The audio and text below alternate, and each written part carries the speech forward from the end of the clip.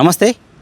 నల్గొండలో దారుణం చోటు చేసుకున్న విషయం అందరికీ తెలిసిందే. వారం రోజుల నుంచి ఒక సోషల్ మీడియాలో ఒక సంచలనంగా మారింది.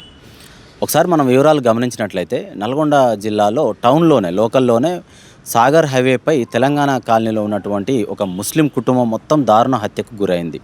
అంటే కుటుంబం మొత్తం నలుగురు ఉంటే ఆ కుటుంబంలో నలుగురు కూడా హత్యకు గురై శవాలుగా విగత జీవులుగా ఆ ఇంట్లో 4 రోజులు కూడా కుళ్ళిన మాంసపు ముద్దల మధ్య కూడా ఆ శవాలు అదే ఇంట్లో ఉండడం జరిగింది. ఒకసారి దీని గురించి మనం చూస్తే ముజఫర్ అనే ఒక మహిళ, ఆమె భర్త అయినటువంటి సుల్తాన్, వీళ్ళు భార్యాభర్తలుగా ఉంటున్నారు. ఈ ముజఫర్కి సంబంధించి గతంలో ఒక 2 పెళ్ళిళ్ళు అయినట్టు కూడా మనకు తెలుస్తూనే ఉంది. ఈ ఎవరైతే సుల్తాన్ ఉన్నాడో ఇతను 3వ భర్త తనకి. అయితే ఈ సుల్తాన్కు కూడా గతంలో 2 పెళ్ళిళ్ళు అయినట్టుగా, విడాకులు అయినట్టు కూడా తెలుస్తూ ఉంది. ఈ ముజఫర్ని 3వ వివాహం చేసుకొని నల్గొండ టౌన్లోనే సాగర్ రోడ్లో తెలంగాణ కాలనీలో వీళ్ళు నివాసం ఉంటున్నట్టుగా తెలుస్తుంది. అయితే వీళ్ళకు ఉన్నటువంటి ఏదైతే 2 పిల్లలు ఉన్నారో ఆ 2 పిల్లలు కూడా ఈ ముజఫర్ భర్త అయినటువంటి సుల్తాన్ యొక్క మొదటి భార్య పిల్లలుగా మనకు తెలియడం జరుగుతుంది. అయితే ఈ 3వ భార్యగా వచ్చినటువంటి ముజఫర్ ఆ పిల్లల్ని కూడా స్వీకరించడం, ఒక కుటుంబం అనేది జీవనం సాగిస్తూనే ఉన్నారు. అయితే ఈ సుల్తాన్ ఎవరైతే ఉన్నారో నల్గొండ లోకల్లోనే ప్రకాశం బజార్లో ఒక బ్యాగుల వ్యాపారం చేసుకుంటున్నట్టుగా మనకు తెలుస్తుంది. అయితే ఈమె ముజఫర్ వచ్చేసి ప్రైవేట్ స్కూల్లో ఒక టీచర్గా కూడా వృత్తిని కొనసాగించే క్రమం అనేది మనకు అర్థమవుతుంది. అయితే వీళ్ళని చంపాల్సిన అవసరం ఏమొచ్చింది? ఆ చనిపోయిన తర్వాత 4 రోజులు ఆ ఇంట్లోనే కుళ్ళిన స్థితిలో ఉండాల్సిన అవసరం ఏమొచ్చింది అనేది ఒకసారి చూసుకున్నట్లయితే, ఎవరైతే ఈ ముజఫర్ అనే మహిళ ఉందో ఈమెకు మొదటి సంతానంగా ఉన్నటువంటి ఆమె కూతురు గతంలో ఒక పెళ్లి చేసుకోవడం జరిగింది, ప్రేమ వివాహం. అయితే ఇది నచ్చకపోవడంతో తల్లితోటి ఈ 3వ పెళ్లి చేసుకోకముందు నుంచి కూడా వాగ్వాదం నడుస్తుండడం, నచ్చని పెళ్లి చేసుకోవడం ఇదంతా కూడా నడుస్తూనే ఉంది.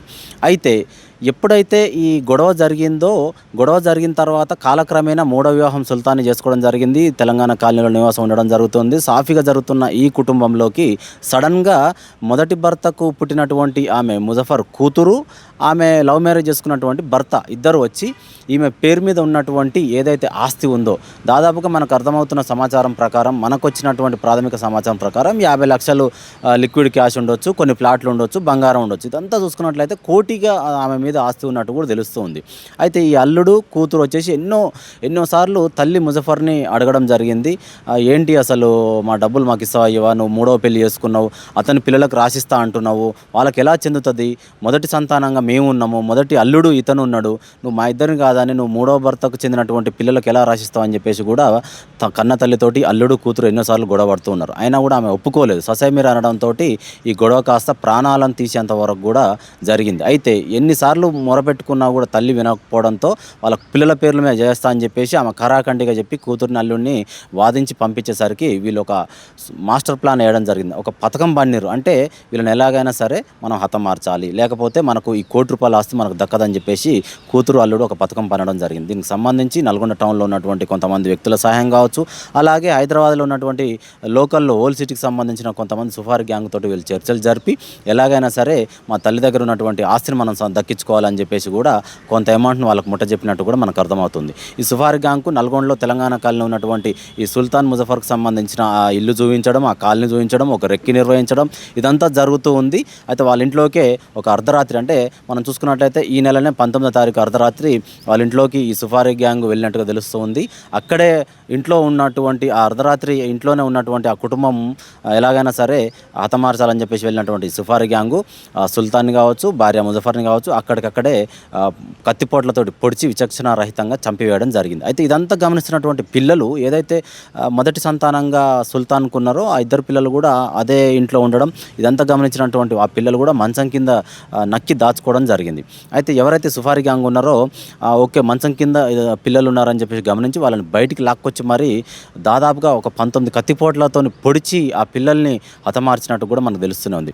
అయితే వాళ్ళని చంపిన తర్వాత మొత్తం నలుగురిని, భార్యాభర్తల్ని 2 పిల్లలు నలుగురిని చంపిన తర్వాత అక్కడే ఆ ఇంట్లో ఉన్నటువంటి కొన్ని దుప్పట్లు కావచ్చు, చాప సహాయంతో ఆ ఇంట్లో మనం పడుకోవడానికి వేసుకునే చాపలు అంటూ ఉంటాం కదా, వాటి సహాయంతో ఆ చాపలలో చుట్టి మీదంగా దుప్పట్లు కప్పి మొత్తం ఆ శవాలను అదే గదిలో వేసి తదుపరి కార్యక్రమం ఏంటంటే వాళ్ళకి ఆస్తికి సంబంధించిన డాక్యుమెంట్స్ ఎక్కడెక్కడ ఉన్నాయో ఇల్లంతా కూడా వాళ్ళు వెతకడం జరిగింది. అలాగే బంగారంకి సంబంధించి ఎక్కడన్నా పెట్టారా పెట్టారా, బీరువాలో పెట్టారా, సెల్ఫ్లలో పెట్టారా, బట్టలలో పెట్టారా కూడా వెతకడం జరిగింది. డాక్యుమెంట్స్ కావచ్చు, బంగారం కావచ్చు, వెండి ఆభరణాలు కావచ్చు, పూర్తి తరహాలో మొత్తం వెతికిన తర్వాత ఇక్కడ ఏం లేవని చెప్పేసి తెలుసుకొని వాళ్ళు ఆ లోపలనే శవాలను పడేసి బయట నుంచి తాళం వేసి గేటు కూడా లాకేసి వీళ్ళు అక్కడి నుంచి పరారయ్యారు. అయితే ఇదంతా ఒక్క నైట్లోనే జరిగిపోయింది. 4 హత్యలు చేయడము, ఆ ఇల్లంతా సెర్చ్ చేయడము, ఏం దొరక్కపోవడం, తాళం వేయడం, బయటకు పోవడం ఒక నైటే జరిగిపోయింది ఇదంతా. అయితే ఇదంతా బయటకు ఎలా వచ్చిందంటే కాలనీ వాసులకు ఒక దుర్వాసన రావడం. 3 రోజులు 4 రోజులు గడుస్తూ ఉంది, దుర్వాసన వస్తుంది. ప్రత్యేకంగా ఈ ఇంట్లో నుంచే ఎందుకు వస్తుంది దుర్వాసన అని చెప్పేసి స్థానికంగా ఉన్నటువంటి నల్గొండ టౌన్లో ఉన్నటువంటి పోలీస్ స్టేషన్లో ఫిర్యాదు చేయడం జరిగింది. పోలీసు వారు అక్కడికి చేరిన తర్వాత ఆ ఇంటి తాళాలు పగలగొట్టి లోపలికి వెళ్ళిన తర్వాత 4 శవాలను చూసి ఒక్కసారిగా అవాక్కయ్యారు పోలీస్ డిపార్ట్మెంట్ వారు. అసలు ఏం జరిగిందని చెప్పేసి ఎంక్వైరీ చేయగా ఆ విచారణలో భాగంగా అసలు దీనికి ప్రధాన కారణం వచ్చేసి ముజఫర్ యొక్క మొదటి సంతానంగా ఉన్నటువంటి కూతురు, ఆమెను ప్రేమ వివాహం చేసుకున్నటువంటి అల్లుడు, వీళ్ళిద్దరి సమక్షంలోనే ఈ హత్యలు జరిగినాయి అని చెప్పేసి ఈ హత్యలకు కూడా కారణం ప్రధానంగా తీసుకున్నట్లయితే ఆస్తి తగాదాలే కారణం అని కూడా వాళ్ళు విచారణలో తీసుకురావడం జరిగింది. దీనికి సంబంధించి కూతుర్ని అలాగే అల్లుడిని కూడా వాళ్ళ కస్టడీలోకి తీసుకున్నారు. ఎవరైతే సుఫారీ గ్యాంగ్ ఉన్నారో హైదరాబాద్లో కావచ్చు, నల్గొండ లోకల్లో ఉన్న వాళ్ళని కూడా వాళ్ళని అరెస్ట్ చేయడం జరిగింది. కోర్టులో ప్రవేశపెట్టినట్టు కూడా తెలుస్తుంది. ఏదేమైనప్పటికీ ఒక ఆస్తి గురించి కన్న తల్లిని హతమార్చడం అనేది ఇది మామూలు విషయం కాదు. అల్లుడి కంటే మన ఇంటి నుంచి వాడు కాదనుకోవచ్చు, కానీ తన పొట్టన తన కన్న తల్లినే, తన కడుపులో పుట్టినటువంటి బిడ్డే తల్లిని హతమార్చడం అనేది కూడా దారుణంగా చూస్తూ ఉన్నారు పోలీస్ శాఖ వారు. ఏదేమైనప్పటికీ వాళ్ళని కోర్టులో హాజరుపరచడం జరుగుతుంది.